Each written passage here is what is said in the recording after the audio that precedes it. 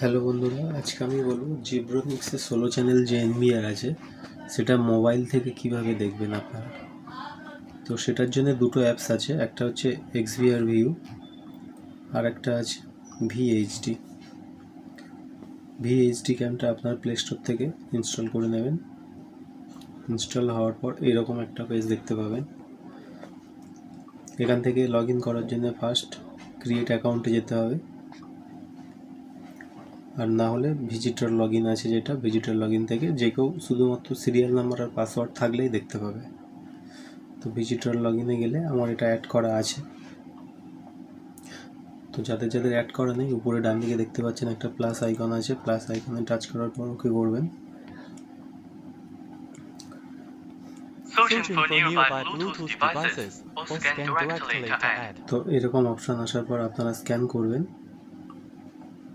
যে ডিভিআর আছে, ডিভিআরে দুটো বারকোড পাবেন, একটা অ্যাপস কোনটা ডাউনলোড করতে হবে তার জন্য, আর একটা সিরিয়াল নাম্বার স্ক্যান করবেন। তো আমার অলরেডি করা আছে, আমার এটা যে অ্যাড করা আছে।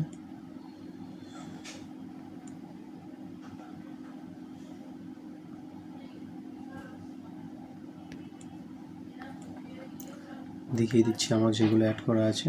আর Zebronics NVR 5 megapixel IP camera, picture কোয়ালিটিটাও আমি একটু দেখিয়ে দিচ্ছি। প্রত্যেকটাতে অডিও আছে।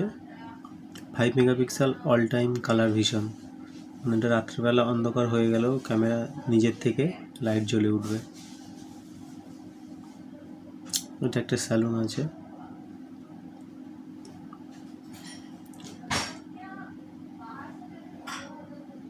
পিকচার কোয়ালিটি আপনারা সবাই দেখতে পাচ্ছেন, যথেষ্ট ভালো কোয়ালিটি আছে।